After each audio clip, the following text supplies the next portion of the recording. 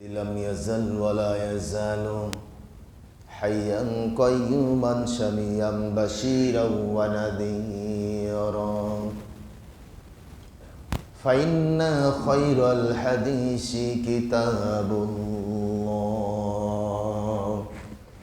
وخير الهدي هدي محمد صلى الله عليه وسلم وشر الأمور محدثاتها وكل محدثة بدعة وكل بدعة ضلالة وكل ضلالة في النار أما بعد فقد قال الله تعالى في كلامه المجيد وفرقانه حميد أعوذ بالله من الشيطان الرجيم بسم الله الرحمن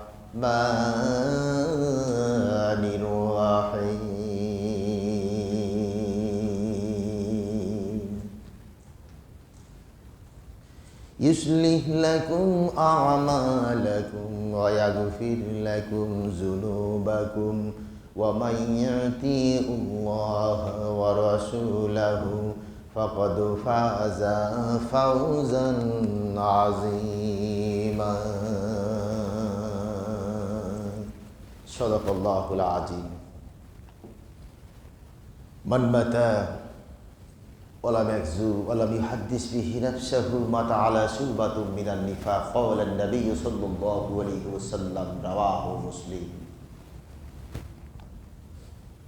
জানো কি জানতে পারো জানো কি জানতে পারো বোঝো কি বুঝতে পারো গভীর রাতে নীল আকাশে প্রদীপ জ্বালায় কে আর সকালে পূর্বাকাশে সূর্য উঠায় কে তিনি হলেন আল্লাহ তিনি হলেন আল্লাহ লা ইলাহা ইল্লাল্লাহ লা ইলাহা ইল্লাল্লাহ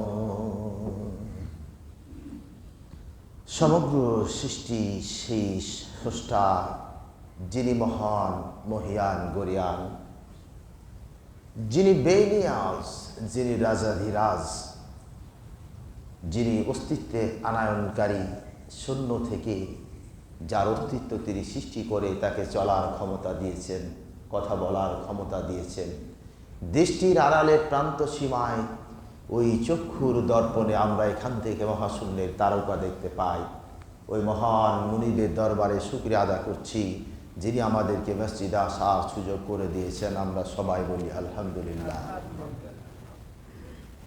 অতঃপর লক্ষ কোটি দরুদ এবং তাসলিমাত সেই মহামানবের প্রতি যিনি হচ্ছেন আখির জামানার পয়গম্বর খাতামুন নবীন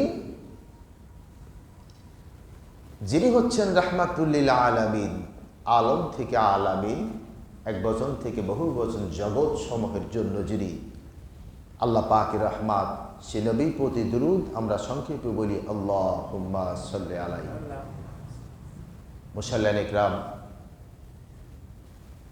পৃথিবীর আকাশ বাতাস স্রষ্টার ধ্বনিতে মুখরিত হয় কিছুগুলি আমরা শুনতে পাই কিছুগুলি শুনতে পাই না যেমন মুয়াজ্জিন সাহেব যখন আজান দেন মসজিদ আল্লাহু আকবার তখন সে আজানটা আমরা শুনতে পাই কেউ যখন উচ্চ স্বরে কোরআন তেলাওয়াত করে সেটিও আমরা শুনতে পাই রবের জিকির বান্দেগি যখন কেউ করে সেগুলি আমরা শুনতে পাই সৃষ্টি জীবের প্রত্যেকটি সৃষ্টি তার রবের প্রশংসা করে তুসাব্বিহু সূরা বনী ইসরাঈল আল্লাহ বলছেন তুসাব্বিহু লাহুস সামাওয়াতুস সাবউ ওয়াল আরজু ওয়া মান ফিহিন্না ওয়া ইন মিন শাইইন ইউসাব্বিহু লাহু যে সৃষ্টিজীবের সবাই আল্লাহর প্রশংসা করছে কিছুগুলি তোমরা শুনতে পাও আর কিছুগুলি তোমরা শুনতে পাও না যেমন আলো, আলো কিন্তু দেখতেছি আলো, কিন্তু অসংখ্য ক্ষুদ্র কণাগুলি টিস টিস করে জ্বলতেছে, তাই আমরা আলো দেখতে পাচ্ছি। তার মানে ক্ষুদ্র কণা দিয়ে আলো গঠিত। আয়ন বিজ্ঞান, পরমাণু বিজ্ঞান, অনুপরমাণুর জটিল বিজ্ঞান গবেষণা এগুলি প্রমাণ করতে সক্ষম হয়েছে। সুবহানাল্লাহ। তাহলে পৃথিবী আলো আল্লাহর সৃষ্টি, আলো একটা আল্লাহর সৃষ্টি মাখলুক, সেও আল্লাহর প্রশংসা করতেছে, অন্ধকারও আল্লাহর প্রশংসা করতেছে। গভীর রাত্রে নিস্তব্ধ রজনী কোনো ফাঁকা জায়গায় গিয়ে আকাশের দিকে তাকায় দেখবেন সুবহানাল্লাযী হাজা, সুবহানাল্লাযী খলাকনা হাজা বাতিলান। তাকায় দেখবেন মহাশূন্যের দিকে কিসের যেন একটা গুনগুন গুনগুন শব্দ শোনা যায়। এখন তো জনপদবাসীদের বিল্ডিং গাড়ি ঘোড়া, রাত হয় না, রাত 12টার আগে রাত হয় না, সকাল 10টার আগে সকাল হয় না। নিস্তব্ধ রজনীতে আকাশের দিকে তাকায়া একটা মিনিট স্রষ্টা নিয়ে চিন্তা করা, নাওমুল আলেমে খয়রুম মিন ইবাদাতিল জাহিল। যে এখানে হাদিসটা হচ্ছে যে একজন আলেমের রাত্রের ঘুম এবং একজন, এখানে জাহেল বলতে মূর্খ না, মানে যারা সাধারণ জনগণ, এদের সারা রাত ধরে ইবাদত বান্দেগি করার চাইতে ওই আলেমের ঘুম বেশি, ঘুমের মর্যাদা আল্লাহর কাছে বেশি। কিন্তু সুবহানাল্লাহ বললেন তো, কিন্তু এর ব্যাখ্যা বুঝলেন না তো। এর ব্যাখ্যা আছে। আমি একজন হুজুর মানুষ, সাপোজ উদাহরণ দিই, আমার কাজ নাই কাম নাই, ঘুর ঘুর করে ঘুরি, মন হলে পড়ি, না হলে ঘুমাই।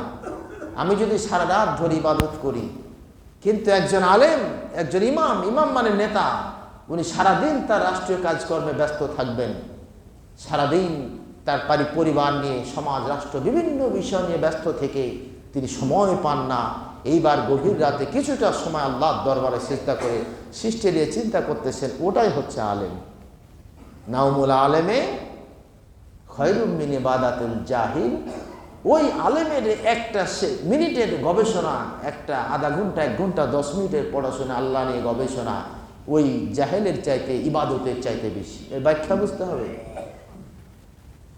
কাজ নাই কাম নাই, বেকার, ও তো সারাদিন ধরে যদি জিকির আজগার করে ওর তো সমস্যা নাই।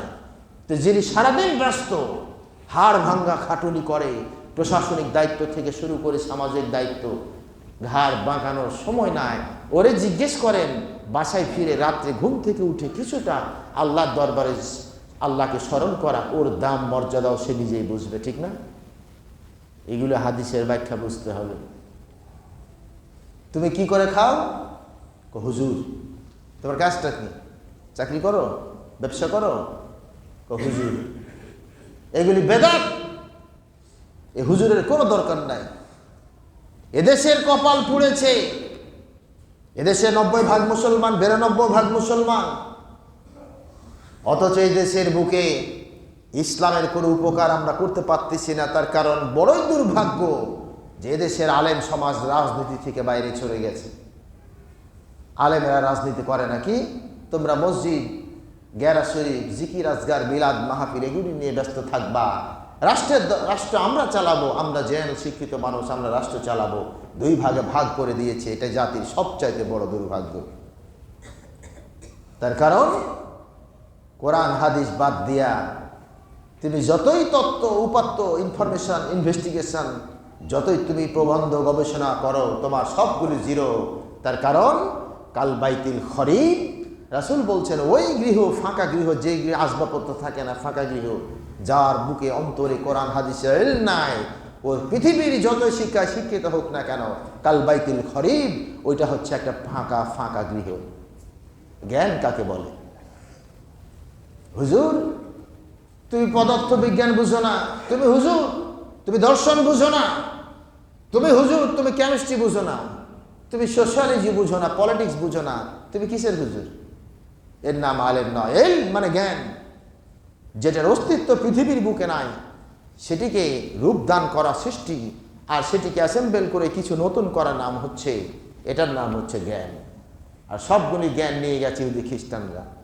আর আমরা শুধু কি জিকির আজগার, গেরা শরীফ, তারপরে ফতোয়া, দাড়ি ছোট না বড়, টুপিটা লম্বা না গোল, ঢাকি না 5 কল্লি, কোটিটা ছোট না বড়, জুব্বা ছোট না বড়, এগুলো নিয়ে চলতেছে মারামারি। বড় দুঃখ লাগে। মুসালের একরাম সৃষ্টির সেই প্রশংসা আমাদের সৌভাগ্য যে এখনো আমরা আল্লাহর প্রশংসা করার সুযোগ পাচ্ছি। আমরা এই জন্য সবসময় আল্লাহর জিকির, আল্লাহর স্মরণ। আল্লাহর স্মরণ মানে কি? জিকির মানেই হচ্ছে আল্লাহর স্মরণ। আল্লাহর নবী বলেন, কোন শুকনো গাছের পাতা, কোন গাছের ডাল ধরে যদি ঝাঁকুনি মারো, গাছের শুকনা পাতাগুলি ঝরে ঝরে জমিনের বুকে পড়ে যায়। ঠিক তেমনি ভাবে কোনো মানুষ যখন সুবহান আল্লাহর জিকির করে, আর ওই সুবহান আল্লাহর জিকির দ্বারা তার অন্তর যখন প্রশান্ত হয়, ওই সুবহান আল্লাহর জিকিরের কারণে তার জীবনের সবগুলি গুনাহ শুকনো গাছের পাতার মতো ঝরে ঝরে জমিনে পড়ে যায়। সুবহান আল্লাহর জিকির, মান ক্বালা সুবহানাল্লাহি ওয়া বিহামদিহি সুবহানাল্লাহিল আযীম মিয়া জামার হুব্বুত খতায়া ফিতনা জাবানিল বাহার। এগুলি সুবহান আল্লাহর প্রশংসা, সুবহান আল্লাহর জিকির। তোমার সমুদ্রের ফেনা রাশি পরিমাণ যদি গোনা থাকে সবগুলি ঝরে পড়বে। তার মানের ব্যাখ্যা হচ্ছে, সব আকাম কুকাম করলেন, জমির আইল ঠেলে আসলেন, নামাজ পড়লেন না, তারপরে সুদ খাইলেন, ঘুষ খাইলেন, মানুষ ঠকাইলেন, মিথ্যা কথা বললেন, আকাম কুকাম করে আবার এসে জিকির করবেন, সব মাপ। তার মানে না, এই জিকিরগুলি যখন মানুষ বেশি বেশি করে, অন্তরে আল্লাহ স্মরণ যখন বেড়ে যায়, তখন ইত্তাকিল্লাহ, আল্লাহর সে প্রভাব এই তার অন্তরের মধ্যে ধাক্কা মারতে থাকে। ওই বান্দা একসময় চিন্তা করে যে রবের প্রশংসা করছি, কেন আমি হারাম খাই? তখন সে ফিরে আসে, জিকিরগুলি তাকে এভাবে বাঁচায়। এর নাম হচ্ছে জিকির। আল্লাহ রাব্বুল আলামিন সূরা আহজাবের মধ্যে বলতেছেন, ইয়া আইয়ুহাল্লাযীনা আমানুত্তাকুল্লাহা ওয়া কুলু কওলান সাদীদা ইউসলিহ লাকুম আমালাকুম ওয়া ইয়াগফির লাকুম যুনুবাকুম ومن يطع الله ورسوله فقد فاز فوزا عظيما। আল্লাহু আকবার। সূরা আহজাব 70-71 নম্বর আয়াত। সূরা আহজাব, আহজাব শব্দের অর্থ দল, কোন গোষ্ঠী, এটাকে বলা হয় আহজাব। এই সূরাটি নাজিল হলো বিশেষ করে মুসলিমদের কর্মকাণ্ডগুলি সম্পর্কে সূরাগুলি নাজিল হয়ে গেল। আল্লাহর নবী মক্কা থেকে মদিনায় হিজরত করে চলে গেলেন। সানিয়াতুল বিদায় নবীজি 16 দিন অবস্থান করলেন। এরপর এখানে তিনি মসজিদে কুবা তৈরি করে, এই কুবা মসজিদ তৈরি করে 16 দিন পরে তিনি মদিনার দিকে রওনা দিলেন। হযরত আবু বকরকে সঙ্গে করে কাসওয়া উটের পিঠে আরোহণ করে। নবীজি যে উষ্টের পিঠে যে বাহন ব্যবহার করতেন, যে উট এবং খচ্চর, এই উটটির নাম ছিল কাসওয়া। নবীজি যখন দুনিয়া থেকে বিদায় হয়ে গেলেন, নবীজি দাফন হয়ে গেল। কাসওয়া উট মসজিদে নববীর পাশে দাঁড়ায় থাকতো, সব সময় চোখ দিয়ে পানি পড়তো, আসমানের দিকে মাথা উঠায় চোখ দিয়ে ঝরঝর করে পানি পড়তো। 1 মাস ব্যাপী কাসওয়া উট কিচ্ছু খায় নাই, না খায় অনাহারে কাসওয়া উট দুনিয়া থেকে বিদায় হয়ে গেছে। নবীজির মহব্বত, পৃথিবীর মানুষেরা রসুলদেরকে, নবীদেরকে চিনতে না পারলেও তার সৃষ্টি জগৎ, প্রাণী জগৎ, উদ্ভিদ জগৎ সব কিছু নবীদেরকে চিনে ফেলতেন। সুবহানাল্লাহ। আল্লাহর নবী মদিনায় চলে গেলেন। তিনি ওহাব আনসারীর বাড়িতে, তিনি বাড়ির উঠানে বসে আছেন। সাহাবীরা, মদিনার ছোট্ট ছোট্ট ফুলের কলিগুলি, ছোট্ট ছোট্ট শিশুগুলি, মদিনার আবাল বৃদ্ধ, মদিনার যুবকগুলি নবীজির সঙ্গে দেখা করতে আসতেছেন। দীর্ঘ 17 দিন পথ, 19 দিন পর নবীজি সফর করে মক্কায় ফিরেছেন। কোনো পোশাক নাই। কেউ নবীজিকে একটা জামা উপহার করে, কেউ একটা লুঙ্গি উপহার করে, কেউ চাদর উপহার দেয়। আল্লাহর নবী বসে আছেন। মদিনার আগ্রহী যুবকেরা নবীর দরবারে সেই নবীজিকে ঘিরে বসে আছেন। মদিনার তৎকালীন সবচাইতে ইহুদি বড় পণ্ডিত আব্দুল্লাহ ইবনে সালাম তিনি মনে মনে ভাবলেন, আমি তো তাওরাত কিতাবের পণ্ডিত, ইনজিল কিতাবের জ্ঞান আমার কাছে আছে, আর তাওরাত কিতাবে আল্লাহর নবীর জীবনের যে বর্ণনাগুলি দেয়া আছে, পৃথিবীর বুকে ওল্ড টেস্টামেন্ট, নিউ টেস্টামেন্ট নামে এখনো তাওরাত কিতাব আছে। কোরআনের ধারণা যদি মাথায় থাকে তাহলে এটি পড়ে বুঝতে পারবেন যে এটা কোনটা মূসার প্রতি আল্লাহর ওহী। তার কারণ এটিকে তারা বিকৃত করেছে, সংযোজন করেছে, বিয়োজন করেছে, কাটছাঁট করেছে। এই জন্য কোরআন হাদিসের একটা পূর্ণ সম্যক ধারণা মাথায় থাকলেই আপনি ধরতে পারবেন যে এটি বলছেন আল্লাহ মূসার কাছে ওহী নাজিল করতেছেন। সুবহানাল্লাহ। অনেকে এগুলি পড়ে উল্টাপাল্টা। তার কারণ বনী ইসরাইল এই আহলে কিতাবদের ঘটনা, বিস্তারিত ঘটনাগুলিকে তারা ব্যাঘাত সংঘাত সৃষ্টি করে এগুলিকে বিকৃত করে তারা জাতির সামনে উপস্থাপন করেছে। আব্দুল্লাহ ইবনে সালাম ইহুদি পণ্ডিত, শিক্ষিত মানুষ, তিনি মনে মনে ভাবলেন তাওরাত কিতাবের জ্ঞান আমার কাছে আছে, উনি যদি আল্লাহর নবী হবেন আমি তা প্রমাণ করে দিতে পারবো। কি দিয়ে প্রমাণ করব? তার কারণ তাওরাত কিতাবে উল্লেখ করা আছে নবীজির আগমনের 3000 বছর পূর্বের কিতাব, যেখানে উল্লেখ করে দেয়া আছে আল্লাহর নবী কোন জায়গায় জন্মগ্রহণ করবে, তিনি যখন হেদায় হিজরত করে যাবেন কোন দিক দিয়ে যাবেন, কোথায় থাকবেন, কার বাগানে গিয়া উঠবেন, আইয়ুব আনসারীর বাড়িতে উঠবেন, আত্তা বিন উমাইরি রাজার কেনা সেই বাড়িতে তিনি উঠবেন। সবগুলি তাওরাত কিতাবের মধ্যে উল্লেখ আছে। আর আল্লাহর নবীর তার চেহারার দর্শন তাওরাত কিতাবের মধ্যে উল্লেখ করা আছে। আব্দুল্লাহ ইবনে সালাম তিনি চলে গেলেন নবীজির দরবারে। তিনি লক্ষ্য করে দেখেন নবীজি বসে আছে, কে যেন বসে আছে, চাদরটা শরীরে জড়ায় দেয়া বসে আছে। তার কালো দাড়িগুলি জলজল করতেছে, সূর্যের আলো পড়ে তার শরীরে, তার মুখের স্কিনগুলি চকচক চকচক করতেছে, ঘামগুলি টসটস মুক্তার মতো জ্বলতেছে। আব্দুল্লাহ ইবনে সালাম চোখ বন্ধ করে কিছুক্ষণ দাঁড়ায় থাকলেন, নবীর চেহারার দিকে তাকায়া আব্দুল্লাহ ইবনে সালাম তাওরাতের সেই কিতাব তিনি পড়া আরম্ভ করে একটি পরে গিয়া আল্লাহ নবীর সামনে গিয়া কদম বেশে বসে গেলেন। ইয়া রাসূলুল্লাহ, আমি আপনার সঙ্গে এসেছি। নবীজি মুচকি হাসলেন, তুমি আব্দুল্লাহ ইবনে সালাম? আচ্ছা কোন তো আব্দুল্লাহ ইবনে সালাম এসেছেন। নবীজি কি করে জানলেন ইনি হলেন আব্দুল্লাহ ইবনে সালাম? সুবহানাল্লাহ। আল্লাহ পাক সূরা তওবার মধ্যে বলতেছেন, ইয়া আইয়ুহাল্লাযীনা আমানুত্তাকুল্লাহা ওয়া কুনু মা'আস সাদিকিন। আল্লাহ রাব্বুল আলামিন সূরা তওবার এই 34 নম্বর আয়াতের অংশে বলতেছেন, হে ঈমানদারেরা, ইয়া আইয়ুহাল্লাযীনা আমানু, হে ঈমানদারেরা, তোমরা সত্যবাদীদের সঙ্গে শামিল হয়ে যাও, সত্যবাদীদের সঙ্গে দলভুক্ত হও, অন্তর্ভুক্ত হও, এটির ব্যাখ্যা। আর সূরা আহজাবের মধ্যে আল্লাহ পাক বলতেছেন, ইয়া আইয়ুহাল্লাযীনা আমানুত্তাকুল্লাহা ওয়া কুলু কাওলান সাদীদা। হে ঈমানদারেরা, এখানে আল্লাহ পাক ঈমানদারদের ডেকে বলছেন, যারা বিশ্বাসী শোনো, তোমরা সব সময় সত্যের পক্ষ নেবে এবং সত্য কথা বলবে।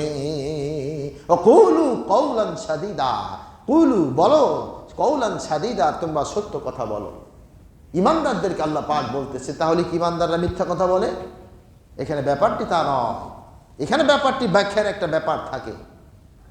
কুলু কাওলান সাদীদা, ওখানে বলতেছে না কুলু মা'আস সাদিকিন, সত্যবাদীদের দলভুক্ত হয়ে যাও আর সত্য কথা বলো। সত্য কথা বলা খুবই কঠিন কাজ, এটা প্র্যাকটিক্যাল লাইফ, এর ব্যাখ্যা আসতেছে। আব্দুল্লাহ ইবনে সালাম নবীজির সামনে বসে আছেন,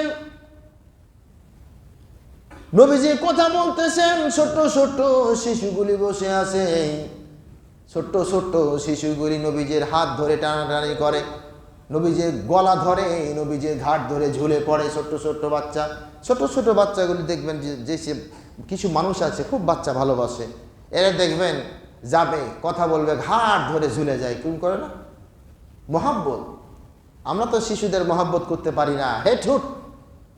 এজন্য তো শিশুগুলা বড় হয়ে আমাদেরকে মহব্বত করে না, সালাম নাই কালাম নাই। কিসের হুজুর আর কিসের সভাপতি, কি শান শান করে সিগারেট মারতেছে, টান দিয়ে চলে যাচ্ছে, কোনো মহব্বত নাই। আমরা দিতে পারিনি তাদেরকে মর্যাদা, ওরাও আমাদেরকে মর্যাদা দেয় না। সামাজিক অবকাঠামো কিভাবে নষ্ট হচ্ছে। আব্দুল্লাহ ইবনে সালাম লক্ষ্য করতেছেন, মাঝে মাঝে নবীজি মুচকি হাসি দেন। নবীজি যখন মুচকি হাসি দিতেন, দাঁতের অগ্রভাগ দেখা যাইত, আর দাঁতের মধ্য থেকে একটা হীরকখণ্ডের মতো আলোক গুলি বিচ্ছুরিত ঘটত।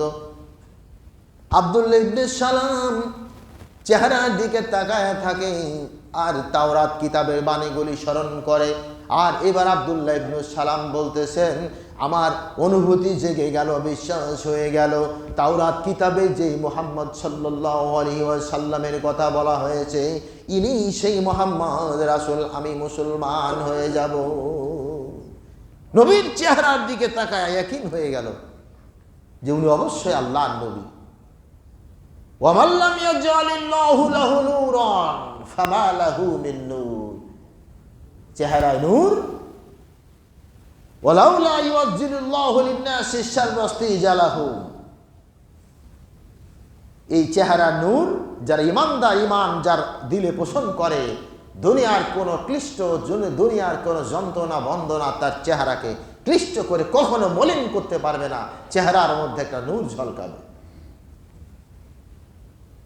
আব্দুল্লাহ ইবনে সালাম বললেন, ইয়া রাসূলুল্লাহ, কোনো কথা নয়, আমি ইসলাম গ্রহণ করতে চাই, আমি মুসলমান হয়ে যেতে চাই, তবে একটু অপেক্ষা করেন, একটা বিষয় আমি পরীক্ষা করে নিতে চাই। আমি পাশের রুমে চলে যাব, একটু পরে আমার প্রতিনিধির লোক আসবে, আপনি তাদেরকে বলবেন তোমাদের মধ্যে আব্দুল্লাহ ইবনে সালাম কেমন লোক ছিলেন। এবার আব্দুল্লাহ ইবনে সালাম পাশের ঘরে চলে গেলেন। তার স্বজাতির লোকেরা আসলো, ইহুদিদের দল এসে নবীজির সামনে বসে নবীজির সঙ্গে কথা বলতেছে। এবার নবীজি বললেন, ইহুদিরা তোমরা বলো তোমাদের মধ্যে আব্দুল্লাহ ইবনে সালাম কেমন লোক ছিলেন, তার পরিবার কেমন, তার বংশ কেমন। ইহুদিরা বলল, খয়র বিল খয়র, আব্দুল্লাহ ইবনে সালাম ভালো মানুষ, শিক্ষিত মানুষ, তার পিতা মাতা ভালো মানুষ, তার বংশ 14 গোষ্ঠী সব ভালো মানুষ।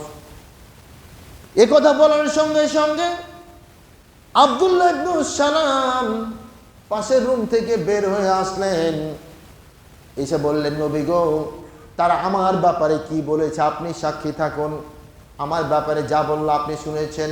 নবী গো, এইবার আমি ঘোষণা দেয়া দিলাম, মুসলমান হয়ে গেলাম। লা ইলাহা ইল্লাল্লাহু মুহাম্মাদুর রাসূলুল্লাহ। আব্দুল্লাহ ইবনে সালাম কালেমার সাক্ষ্য দিয়া তিনি মুসলমান হয়ে গেলেন।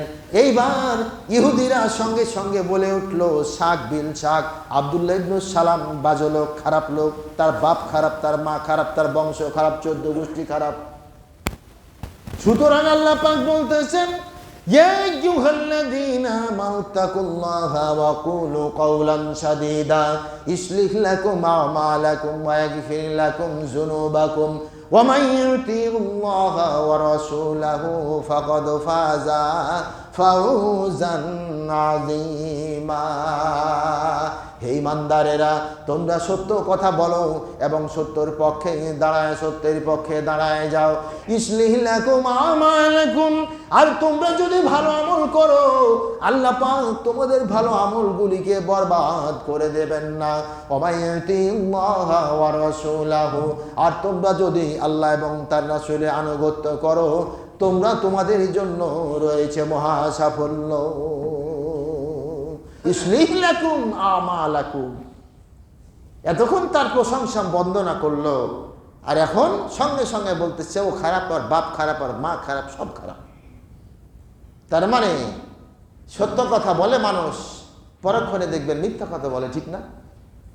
এই যে সমাজে দেখেন আমাদের মধ্যে, আমরা তো সবাই ইমানদার মাশাআল্লাহ, এই সমাজের মধ্যে ইমানদার, আমরা মসজিদে এসে সত্য কথা বলতেছি, বাইরে গিয়ে শত শত মিথ্যা কথা বলতেছি। লক্ষ্য করেন, এই যে কদিন আগে বিজয় দিবস উদযাপন হলো, তাই না? বিজয় দিবস একটা দেশের জন্য গুরুত্বপূর্ণ জিনিস, সেলিব্রেট করতেই পারো। ওখানে গিয়ে আবার নাচ গান, ঢুবি তাবলা বাজায়, ঢোলের কনসার্ট বাজায় উদযাপন চলতেছে। কিছু কিছু শিক্ষিত মানুষ দেখবেন কিছু টাকা দেয়, ডোনেশন করে ওখানকার অতিথি, ওরা আবার দেখবেন যখন মাহফিল হয় ওখানেও যায়, মাহফিল পরিচালনা করে। আবার দেখবেন গানের কনসার্ট ওখানে ওরা পরিচালনা করতেছে। এরা কি সত্যবাদী? এরা যখন মাহফিলে যায় ভাষণে বলে ইসলাম ছাড়া কোনো উপায় নাই, ইসলাম শান্তির ধর্ম, কথা সত্য। কুলু কওলান সাদীদা, ইসলাম শান্তির ধর্ম, এটা তো সত্য। ইসলাম ছাড়া কোনো বিকল্প নাই, কিন্তু শান্তি কিভাবে শান্তির ধর্মটা হয়েছে, কেন, এটা তার ব্যাখ্যা সে বুঝে না। এবার যখন আবার কি করে, কোনো কনসার্টে যায়, গানের কনসার্টে যায়, কোনো বিজয় অনুষ্ঠানে যায়, ওখানে গিয়ে আবার দেখবেন কোনো এই যে দুর্গা দেবীর মন্দিরে যায়, ওখানে গিয়ে আবার বলে যে পৃথিবীর শান্তি প্রতিষ্ঠার জন্য রাম কৃষ্ণের বিকল্প নাই। তো শান্তি কোনটা? তার মানে তুমি যখন এখানে আসতেছো, এখানে ইমানদার হয়ে আসলা, ঢুকছো, ওখানে ইমানদার হয়ে বের হচ্ছে মুশরিক হয়ে। তুমি মনে রাখো, ওয়াকুলু মা'আস সাদিকিন, কোন নাচ গান অনুষ্ঠানে কোন ইমানদার ওখানে গিয়ে কোনো অতিথি হতে পারে না। তবে এখানে ফতোয়া বুঝতে হবে, কেউ যদি সামাজিক প্রতিনিধি হয়, যেমন নেতা, একজন চেয়ারম্যান, একজন মেম্বার, একজন এমপি, এরকম নেতা যারা, এরা কিন্তু বিভিন্ন অনুষ্ঠানে যাবে, এখানে রুখসাত আছে, তার কারণে সামাজিক অবকাঠামো।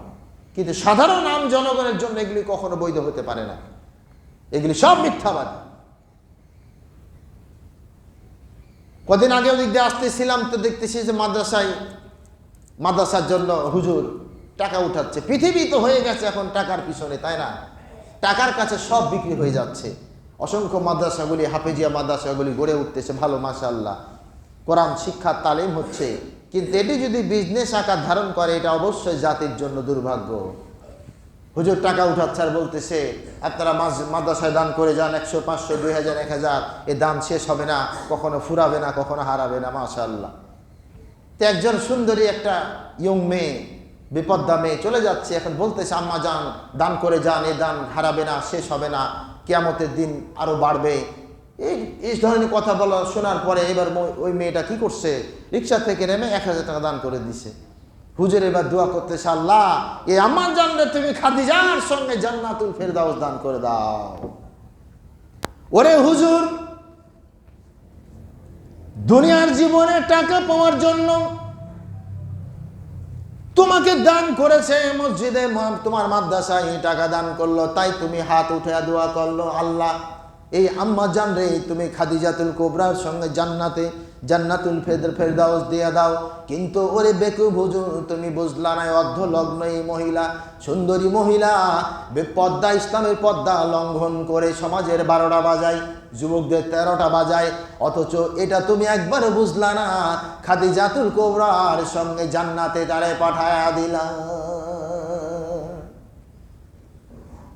ইন্নাল্লাযীনা ইয়াকতুমুনা মা আনজালাল্লাহু মিনাল কিতাব ওয়া ইয়াশতারুনা বিহি শামানান কলিলা উলাইকা মা ইয়াকুলুনা ফি বুতুনিহিম ইল্লান নার ওয়া লা ইউকাল্লিমুহুমুল্লাহু ইয়াউমাল কিয়ামাতি ওয়া লা ইউযাক্কিহিম।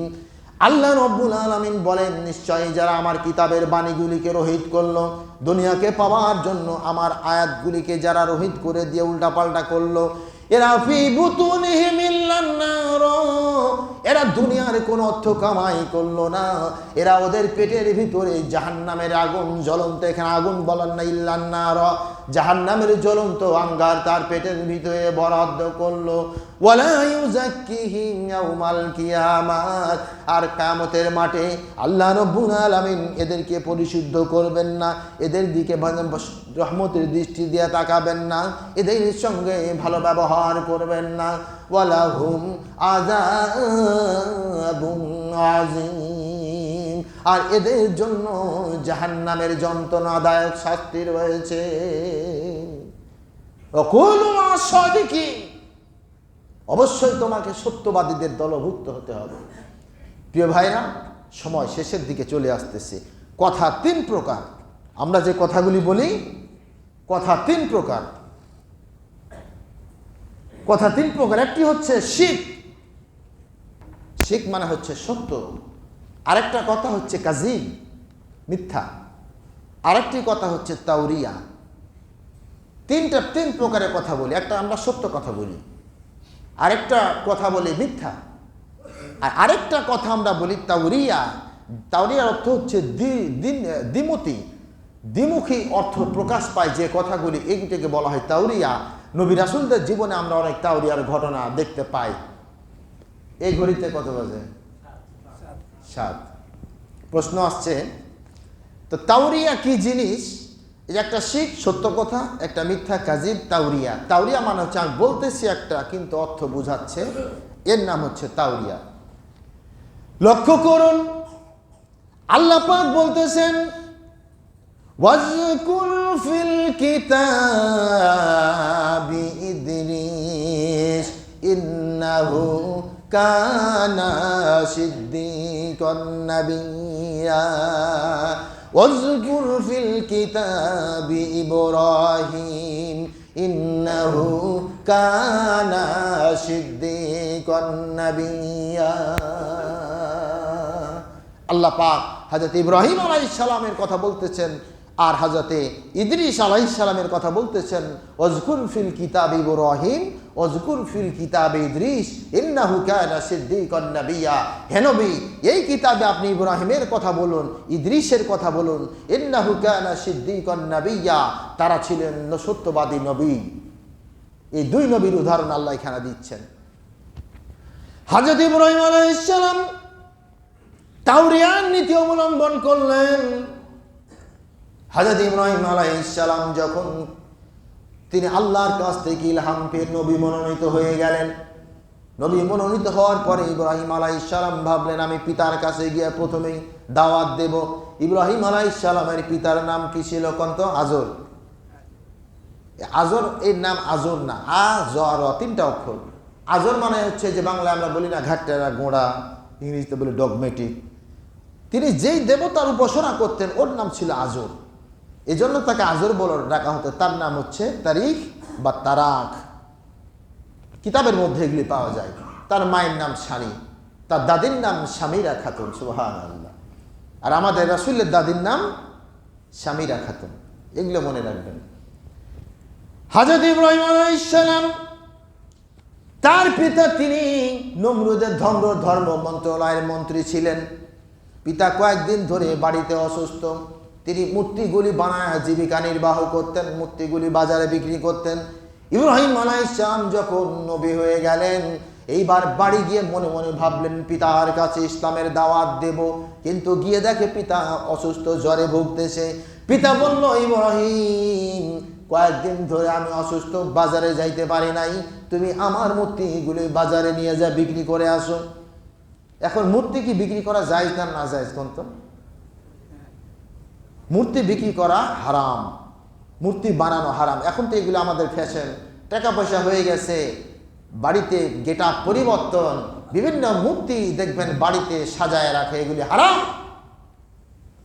লা ইয়াদখুলুন আল বাইতা মালাইকাতা বাইতান ফিহি কালবুন ওয়ালা তাসউই।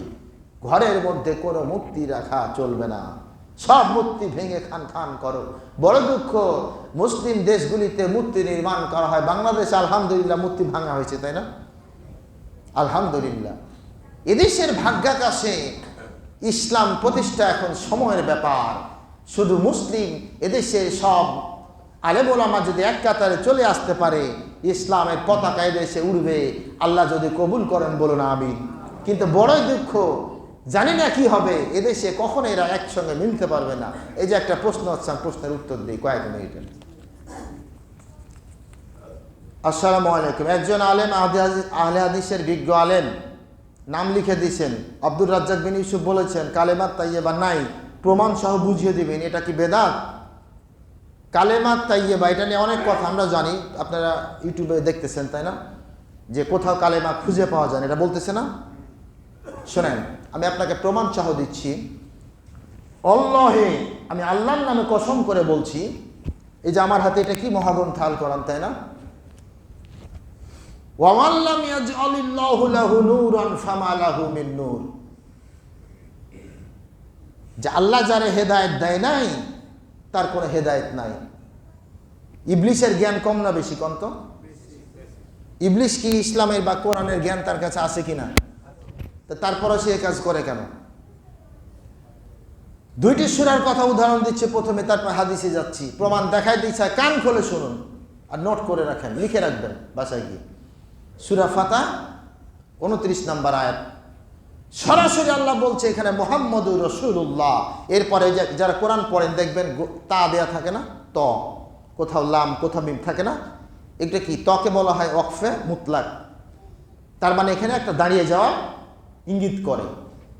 মুহাম্মদুর রাসূলুল্লাহ, সূরা ফাতিহা 29 নম্বর আয়াত, আল্লাযিনা মা'হু আশিদ্দাউ আলাল কুফার রুহামাউ বাইনা তারাহুম। এই আয়াতে প্রথমে বলছে মুহাম্মদুর রাসূলুল্লাহ। কথাগুলি মনে রাখেন। দ্বিতীয় নম্বর সূরা মুহাম্মদের মধ্যে 19 নম্বর আয়াতে ঢুকেন, এখানে আল্লাহ বলছেন ফালাম আন্নাহু লা ইলাহা ইল্লাল্লাহ। তো লা ইলাহা ইল্লাল্লাহ মুহাম্মদুর রাসূলুল্লাহ কোরআনে আছে কিনা? এখন বলবেন যে এক জায়গায় তো নাই, দুই জায়গায়। কি জায়গার সমস্যা? যে পিছনে ওই মাদুরগুলি সবগুলি বিছায় দেন, খুতবা ইনশাআল্লাহ কয়েক মিনিটের মধ্যে শেষ করে দেব। আর একটু চেপে বসেন আপনারা, একটু কাতারগুলি বন্দি হয়ে যান, একটু পরে নামাজ শুরু হয়ে যাবে, আর বেশিক্ষণ কথা বলবো না ইনশাআল্লাহ। জি, একটু কাতারে নীরবে নীরবে। তো দুইটি সূরা দুইটি আয়াতে, এখন বলবেন একসঙ্গে নাই। তো এখন হাদিসের মধ্যে আমরা চলে যাই। পৃথিবীর বুকে 12,66,665 হাদিসের সন্ধান আছে। তাকরার বাদ দিলে 3 লক্ষের উপরে হাদিস আছে। 52টি প্রামাণ্য হাদিসের কিতাব আছে। আপনারা বলেন তো এখানে কেউ আছেন 10টা হাদিসের গ্রন্থের নাম বলতে পারবেন? আমরা তো আমাদের মতো হুজুররা 20টা হাদিস গ্রন্থের নাম বলতে পারবো না। মুসান্নাফ ইবনে সাইবার মধ্যে 60,000 হাদিসের সংকলন আছে। মুসনাদ আহমদের মধ্যে 40,000 হাদিসের সংকলন রয়েছে। তুমি একটা জিনিস খুঁজে পাও না, পাওনি তাই বলবা নাই, এটা হলো? ইমাম বাইহাকির তার কিতাব সহিহ হাদিস গ্রন্থ আসমা ও সিফাত গ্রন্থের 198 নম্বর হাদিস লিখে রাখেন, ওখানে সরাসরি লা ইলাহা ইল্লাল্লাহু মুহাম্মাদুর রাসূলুল্লাহ লেখা আছে। আর এটা হচ্ছে কালেমা শাহাদার সংক্ষিপ্ত রূপে কালেমা তাইয়্যিবা বলা হয়। এবার বুখারী শরহ ফাতহুল বারী, ওখানে সরাসরি হাদিস এসেছে রাসূল যখন 3 দিন পরে হযরত আলীর হাতে পতাকা উঠায় দিয়া খাইবারে পাঠালেন, সেই পতাকায় লেখা ছিল লা ইলাহা ইল্লাল্লাহ মুহাম্মাদুর রাসূলুল্লাহ। রোমকদের যুদ্ধে যখন উমার পতাকা ওবায়দুল্লাহ ইবনে জাররাহ এবং খালিদ বিন ওয়ালিদের হাতে পতাকা উঠায় দিলেন, সেই পতাকায় লেখা ছিল লা ইলাহা ইল্লাল্লাহু মুহাম্মাদুর রাসূলুল্লাহ, যেই পতাকা কালেমা এখনো সৌদি আরবে ঝুলতেছে, ঠিক কিনা কোন? সুতরাং বিভেদ সৃষ্টি করে জাতিকে কখনো বিভ্রান্ত করবেন না। তার কারণ আহলে হাদিসদের এখন কিছু কিছু গ্রুপ ওদের মধ্যে বলতেছে এটা যারা বলেছে ভুল কালেমা আছে, দেখবেন প্রমাণ আমার কাছে ফুটেজ আছে, আমরা এগুলো সংগ্রহ করে রাখি। আল্লাহ আমাদেরকে হেফাজত করুন। কালেমা হচ্ছে মুসলমানদের একটা স্লোগান, এগুলি থেকে বাঁচার আল্লাহ আমাদেরকে তৌফিক দান করুন। আরেকজন ভাই আমাকে, আমি নামাজ আসার সময় ফোন করেছিলেন আমাকে, আমি সময় দিতে পারিনি তখন। উনি বললেন একটা স্বপ্নের কথা, আসলে স্বপ্নের ব্যাখ্যা আমি পারদর্শী না। স্বপ্নের ব্যাখ্যা ইবনে সিরিন তার কিতাব আছে স্বপ্নের তাবির, এই কিতাবটি বেশি পড়তে হবে। আর বুখারী শরীফে স্বপ্নের একটা অধ্যায় আছে। উনি প্রশ্ন করেছে, উনি তার বোনকে দেখলেন, পরের দিন রাতে আবার উনি ফজরের নামাজের এই সময় ওনার দাদিকে দেখলেন, ওনার দাদি অভাবে আছে, মারা গেছে ওনার দাদি, কিন্তু ওনাকে বলতেছেন নাকি যে অভাবে আছি, আমাকে কিছু দিতে হবে, অভাবে আছি, সমস্যার মধ্যে আছি। এই স্বপ্নের ব্যাখ্যা ইমাম বুখারীর একটা হাদিস উল্লেখ আছে, কেউ যদি কোনো নিকট আত্মীয়কে দেখেন স্বপ্নে যে সে বিপদে আছে, কোনো মৃত ব্যক্তি বিপদে আছে, এক্ষেত্রে আপনার উচিত হবে তার নামে যথাসম্ভব যতটা পারেন সাদকায়ে জারিয়া করে দিবেন, ঠিক আছে? আর একই স্বপ্ন সবার জন্য একই অর্থ বহন করবে সেটাও না। আল্লাহ আমাদের বুঝা তৌফিক দান করুন, আমিন। ওয়া আখির দাওয়ানা আনিল হামদুলিল্লাহি রাব্বিল আলামিন। ইন্নাল্লাহা ইয়া'মুরু বিল আদলি ওয়াল ইহসান ওয়া ইতা'i যিল কুরবা ওয়া ইয়ানহা আনিল ফাহশাই ওয়াল মুনকার ওয়াল বাগই ইয়া'যুকুম লা'আল্লাকুম তাযাক্কারুন ফাযকুরুনি আযকুরুকুম ওয়াশকুরু লি ওয়া লা তাকফুরুন।